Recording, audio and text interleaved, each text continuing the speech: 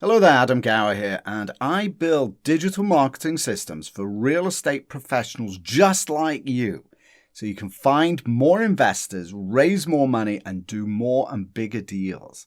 Find out more at gowercrowd.com, and today, welcome to the Gower Crowd podcast, syndication in the digital age, with today's guest, David Meerman Scott, who is, amongst other things, author of a book called The New Rules of Marketing and PR. It's a book that describes the new ways of marketing, essentially by comparing it to the old ways.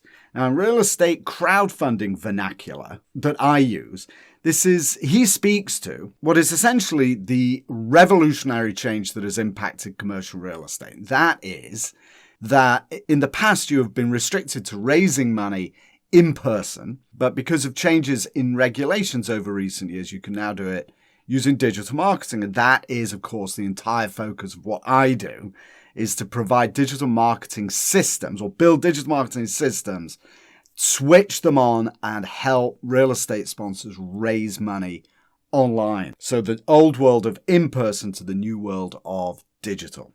So if you want to raise more money and do bigger and more deals, then that is what we can help you with here at Gower Crowd. Go to gowercrowd.com, use the contact page to reach me directly, and subscribe to our newsletters. The one that goes out on Wednesdays, which is a news brief covering all the last week's latest updates in the real estate crowdfunding industry, is wildly popular. So definitely subscribe to that. Let me know what you think. Oh, and by the way, we also consider guest submissions for that newsletter. So definitely take a look. If you want me to put something in, let me know. All right. And by the way, while you are at gowercrowd.com, go to the show notes page for today's episode, where you will find links to my guest, David Meerman Scott's book, his website, and to find out a lot more about him. There's all kinds of links there. All right. So now, without further ado, David Meerman Scott, my guest, is here to tell you all about the new rules of marketing and PR. Here he is. David, what a pleasure to meet you. I don't think I've ever met an author who has sold as many books as you have. Nearly 1 million copies. Unbelievable. I've sold a few, Adam. Thank you. I was going to joke. I was going to say that I've never met anyone that's sold more than a dozen books, but I know you're up to 1 million, so it's really incredible. And for those who are not watching, I'm actually wafting the latest. I don't know if it's the latest, but the book that I read the most recently, it's The New Rules of Marketing and PR. And David, I want you to notice something here about my copy. You'll notice the spine is it's well loved, isn't it? It's well loved. Exactly. And I'm holding up the 7th edition of this book. So the New Rules of Marketing and PR originally came out in 2007, and it just has sold like wildfire since then. It's now in 29 languages, from Albanian to Vietnamese. And I do a new edition about every 2 years. The edition you have came out a couple of years ago, and the 7th edition came out this year, 2020. And do you do the translations yourself? Yeah, right. All 29 languages. I'm squirreling away in Albanian and Arabic, and no, that's definitely not on. No. All right. So hang on. I'm lucky to crank it out in English. I want to kick off with one question, if I may, David. Yeah. Got to start with the book's name, The New Rules of Marketing and PR. What are the old rules? Let's start with that, and then let's start talking about. I'm actually going to go through the questions there. I'm actually going to go through chapter by chapter. Excellent. So the old rules of marketing and PR are real simple. The old rules are that in order to generate attention, you had basically 3 ways. Number one, you could buy attention. You could buy attention by buying advertising, by buying an email list and sending an email blast. You could buy a billboard by the side of the road. You could buy an advertisement in the newspaper. The second way is you could bug members of the media to please write a story about this wonderful thing that I'm doing. And the third way is you could bug people one at a time. You could pick up the phone and do cold calls. And these are the old ways of generating attention. And you didn't ask me, but I'll say it anyway. The new way of generating attention is simply to create great content online, to create videos, to create blog posts, to be active on social media like LinkedIn, and create the kind of content that will attract people to you. So rather than buying attention, rather than, I like to say, renting your marketing, you're an owner. You're owning your marketing when you're creating your own content. All right. So how does that work exactly? Because this is, we talked about who my audience is, the people that are listening. This is a huge step, David, to go from the old way. If you've been doing it for, as I mentioned, since 1933, some of the people I know have been doing it actually in person since then. How do you switch from something that you are familiar with, that you know, that you trust, that has given you the success for so many years? How do you switch to the new way? How do you do that? It's a mindset shift. And in order to make that mindset shift, you need to recognize that the biggest thing that's holding you back is most likely the four-letter word that begins with F, and that word is fear. It's fear. So most people are fearful of doing something new. It's a natural human reaction. And if you've made a good living by doing cold calls for 20 years, congratulations. But there's new ways of doing it. And especially the younger generation's not picking up those cold calls anymore. You can't even find their numbers anymore. And so we're fearful of doing something new. So what I like to describe as the way to go through the mindset shift is to think about it the same way that you go through a mindset shift if you want to become fit and healthy.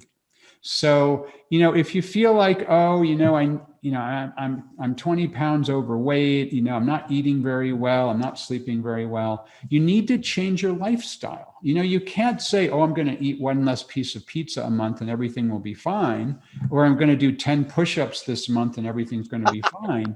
You need to make a mindset shift that says, I'm going to change the way that I live my life. And I'm going to begin to exercise every day, or I'm going to eat properly every day. I'm going to reduce the amount of alcohol I'm drinking every day. That mindset shift allows you to become fit and healthy. And I believe the same thing is true about the ways that you can generate attention for your business, where if you're doing the cold call thing, by the way, if you're doing the cold call thing, and number one, you love it, can't wait to get up every morning and do cold calls, and number two, you're making millions of dollars, keep going. I'm not telling you to stop.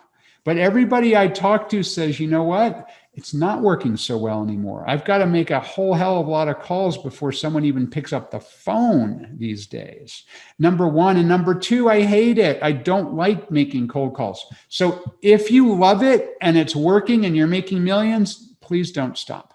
If you hate it and it's not working and you're not making millions, maybe you need to make a lifestyle switch, because that's what it takes. It means overcoming your fear and making a lifestyle switch and thinking about how every day, just like being fit and healthy requires eating right every day you create some content. Every day you're active in social media. Every day you're thinking about how you can create something of value for the people you're trying to reach.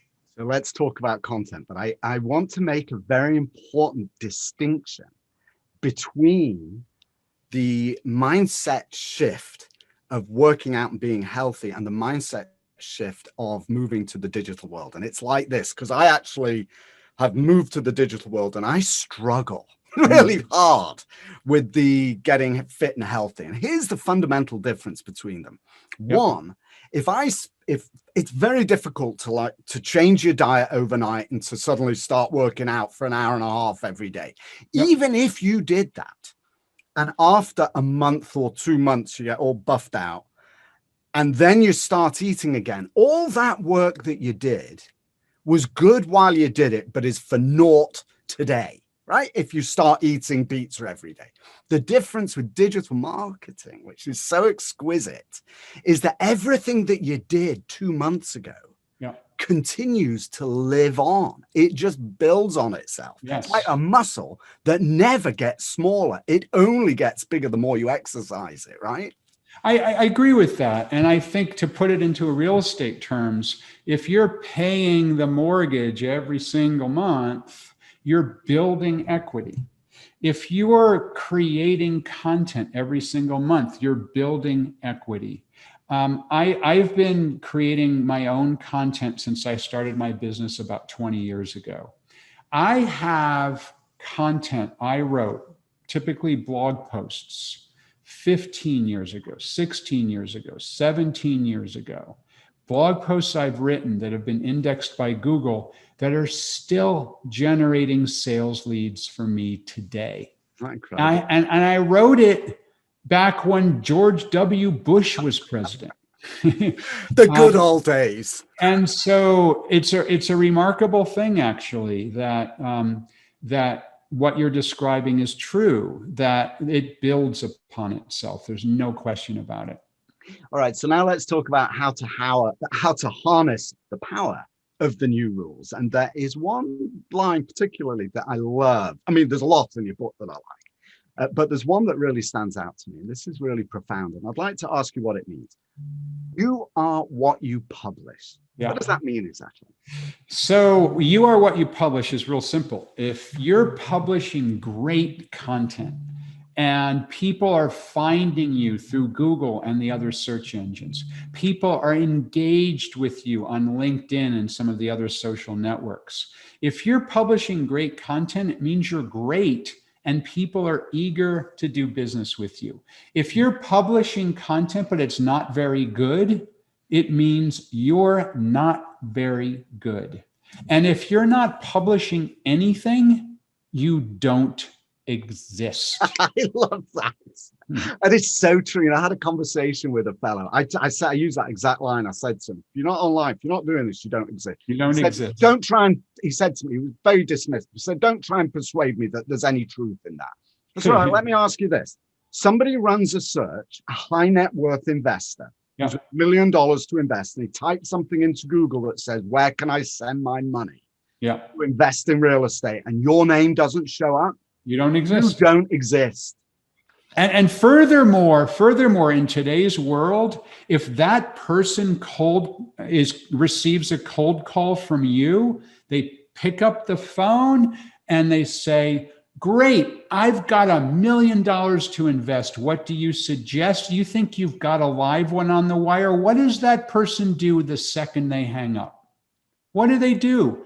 They go to Google and they check you out. And if you don't exist, then you don't exist, because people aren't convinced simply by a phone call anymore. They want to find you online. They want to look you up and see, who is this person who just called me and educated me about this building that they've got that they're marketing?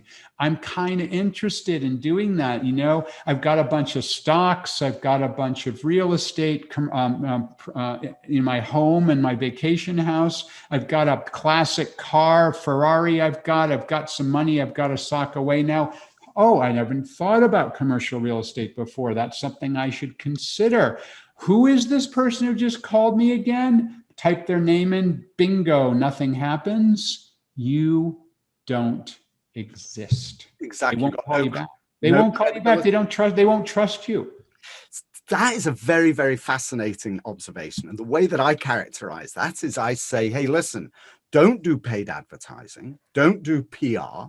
Don't do any of that until you have a good presence online, because then the ROI on your ad spend, for example, is 10x. Absolutely. If you start advertising, you've got nothing on your website. Absolutely. Right, right. What's the point? But if you've got a good content. So let me ask you this. What you described there was very interesting. The way you described it was, if you cold call them and there's nothing there, it's going to be a lot harder for you to convert that person. Absolutely. Much, much, much harder.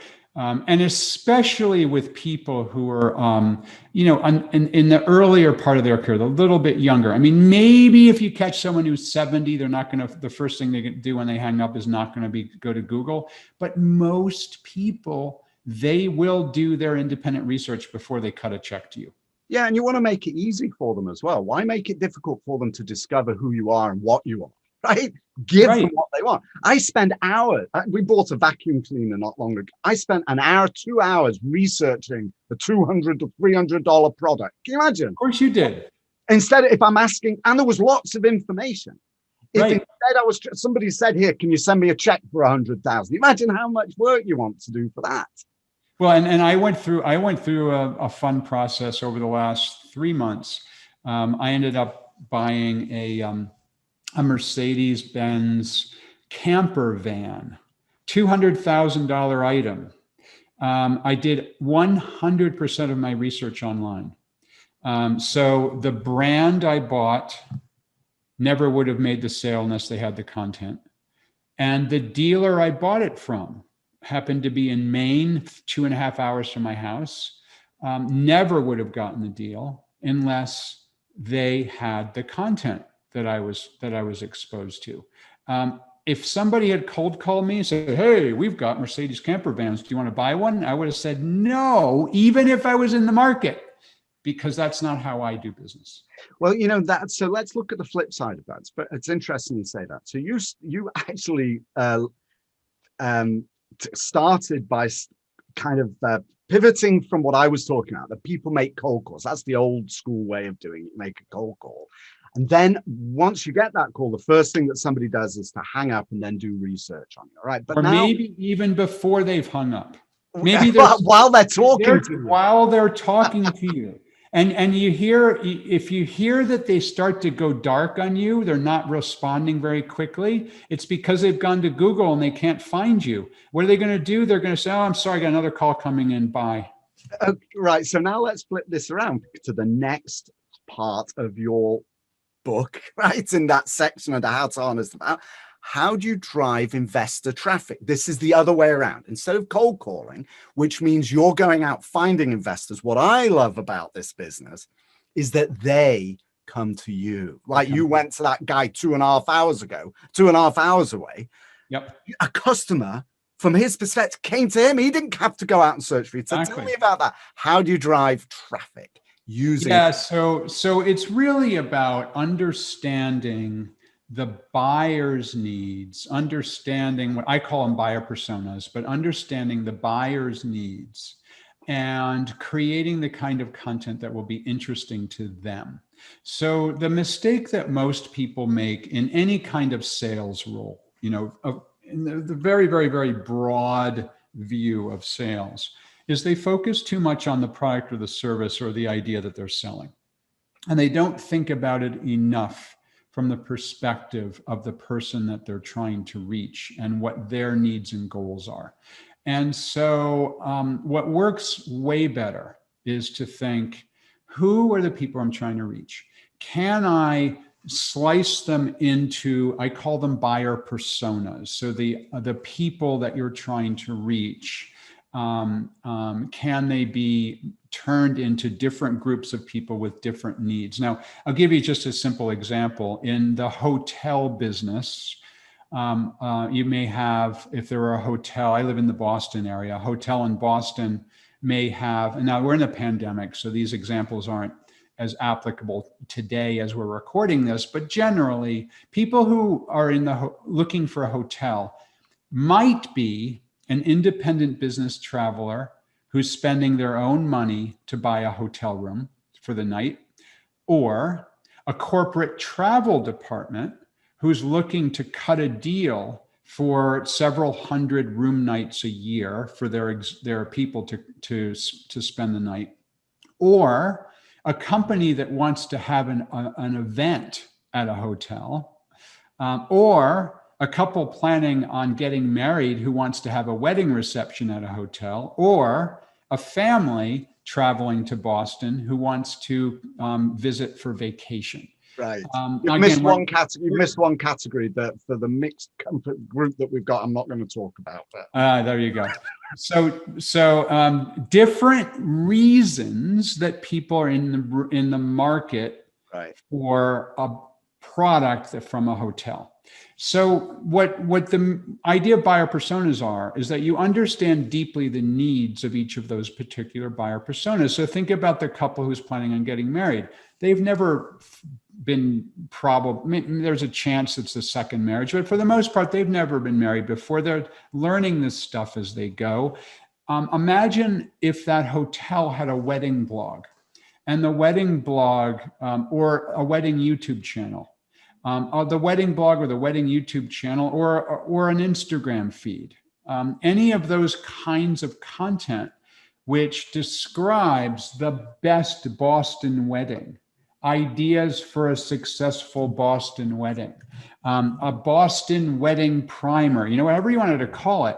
But then let's say it's a YouTube channel. Every one of the different videos that they make for that YouTube channel is some aspect of having a great wedding in Boston. It's not about their place for a wedding reception.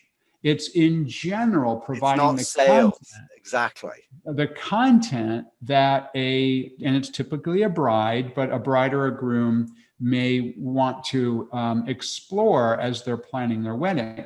Now, if the place that they get educated is this particular hotel and their YouTube channel, they're naturally going to be attracted to that hotel and will put that on their short list of a place that they might want to have their wedding reception, or that they might want to house their out-of-town guests. And that's precisely how I ended up spending nearly $200,000 at an RV dealer in Maine, which was 2.5 hours away from my house. Is that they educated me, they informed me, they provided valuable information. So let's look at the bricks and mortar of that. And that means, and I like to think of the online world as being, especially the social media platforms, as being rent-free digital real estate. Yeah. But tell me something. So now you've got all this content. You've created content for each of your investor, what I call avatars, the persona. Avatars and buyer personas, same thing. Persona, same thing. So you've created your content that is geared to them. How do you now, what are the best ways of getting that out so that prospects can find you? If you've just got it on your website, okay, you could talk about SEO, but tell me some of the other ways that you do that in the new rules. The new paradigm. So one of my favorite ways is what I call newsjacking. Oh, that's right. Yes, another one of my questions. Perfect. Newsjacking is a concept I invented. And I named, and newsjacking is, I call it the art and science of injecting your ideas into a breaking news story. So what this concept is that you look for things that are happening in the news. And then when there's something that breaks in the news, that is related to your area of expertise, you create in real time some form of content. It could be a blog post, it could be a YouTube video, it could be a Facebook or a LinkedIn post, it could be a tweet. Mm-hmm. And so how would that work in commercial real estate? Well, you can imagine if all of a sudden, let's say, that the stock market goes down a great deal, or all of a sudden, let's say interest rates go down even further, believe it or not. I don't know if that's even possible, but let's say it happens. Mm-hmm.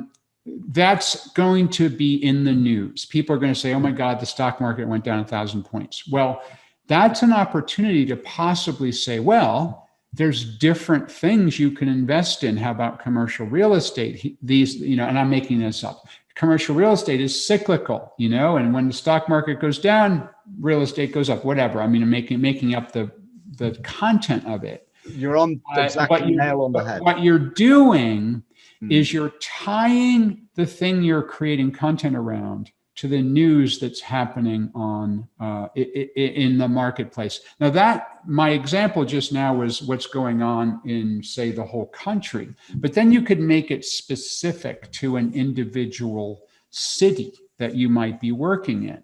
And so, for example, here in Boston, right now we have a huge need for more commercial real estate space, specifically around biotech labs. I happen to be an advisor to a biotech company having a terrible time finding space, brutal finding space, opportunity. And it's such a brutal situation right now that it's actually made the news that biotech companies who are growing really rapidly in Boston can't find space. Well, you can then create content saying, "Hey, want to invest in the new hottest area in all of Boston? Well, it's biotech space, and we've got a project we're working on right here. This is your opportunity to invest." All right. So newsjacking is just a super cool way to get noticed. And newsjacking has become so popular that I'm very proud to say that it was named to the word newsjacking was named to the Oxford English Dictionary. And my name is attached to that. So it's super cool to actually that is cool. Invent a concept that has become so popular that's in the Oxford English Dictionary. The Professor and the Madman. If you've never read that book, it's an amazing book about how they first compiled the dictionary. Totally separate subject. Oh, cool. Yeah. Well worth reading. It's brilliant. Nice. But now, when you talk about... So newsjacking is just one way, but it's a really interesting way of getting noticed. And what's different about, here's what's different about newsjacking. Every other way that people generate attention is on my time. When I'm ready, I will send you an email and interrupt you. When I'm ready, I will pick up the phone and call you and interrupt you. It's when the salesperson is ready.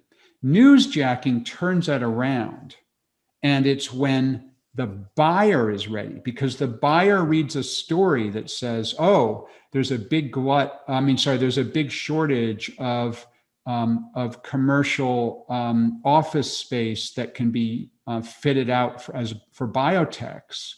Oh, the buyer, the investor might say, "There's an opportunity. I wonder who can help me." Bang! There's the blog post you wrote 3 hours ago, or the YouTube video you posted 3 hours ago that says, "Here's how you invest in a new project for commercial real estate, specifically targeted at biotech companies in Boston." Oh, now that's interesting. Now you've got someone who's pre-qualified, who's interested, and lots and lots of companies have made lots and lots of money using this concept of newsjacking. All right. So now let's say you write an article on Newsjack, an article on the latest news, tie it into what you're doing. How do you get that out? So the first thing is, if you put it out now on Google, on a blog, it's indexed by Google. On YouTube, it's indexed by the YouTube search engine. So you want to use the sort of keywords that are in the story that originally comes out. So focus on those particular keywords. So you want to have the word Boston in there. You want to have the word biotech in there, things like that. The second thing is that you might want to email or use social networks to get that story in front of the author of the articles that you found in the news that were based on that topic, because they may want to quote you in their story if they do a subsequent story in the next day or two. Then get it out on social media. And if they're using a particular hashtag, then use that hashtag, but get it out on LinkedIn, get it out on Twitter and other social networks if you're on them. If you're not on them, now is a good time to get on them. Why do you like video and podcasts? Sorry? So we're talking about content. Yep. The first thing you said was content. You've got to have content, right? It was like, that's everything's about content. But you talk about video and podcasts in your book. So tell me about the power of video and podcasts, in combination with written work, but video and podcasts, why do you like them? Well, the thing about video and podcasting is that people consume, there's a few things. People consume content in different ways. When you're on the go in your car, you don't want to be reading. That would be very dangerous. It's illegal in most places. So perfect to listen to a podcast. Some people, when they work out, watch videos. Some people just prefer a video to the written word. So there's different learning styles for the different type of content. The thing that's interesting about what you're doing right now, Adam, with this show, is that podcasting and video podcasting is episodic. And when people find a show they like all the people who love your show, they will then continue to tune in on a weekly basis or bi-weekly, however often you create that content. And all of a sudden, people feel as though they know you because they spend half an hour a week with you or 45 minutes a week with you.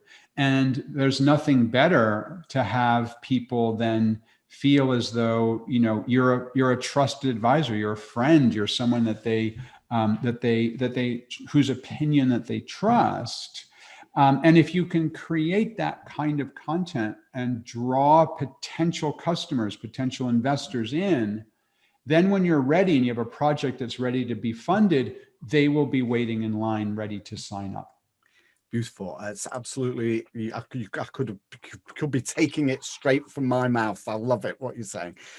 I'm keeping a close eye on the time because I know that we have a hard stop, and I've got 3 lightning questions I want to ask you. So Awesome. I'm leaving a little bit of time for that. But let me ask you one final question in kind of the main body of what we're talking about. That is that you talk about the power and the use of images. Yep. And we make a very strong point of creating heavily branded images, not heavily, but branded images, color, logo, theme, etc. So no matter when you see it, you always associate it, even subliminally or subconsciously associate it with that. But with the particular sponsor. Tell me about images and the power of images online as well in this new paradigm. Yeah, so one of the things that's really interesting about images to me are images of people, of real people, not stock photos, but real people are super powerful. That's especially true as we're recording this because we're recording this during a pandemic. When you can't meet people in person, video or photographs of people are super powerful. It's actually rooted in neuroscience that our brain is attracted to other humans. When we see them on a video, we see them in person, or we see them in a photograph. And you may have experienced that yourself if you are active in social media, for example, like LinkedIn.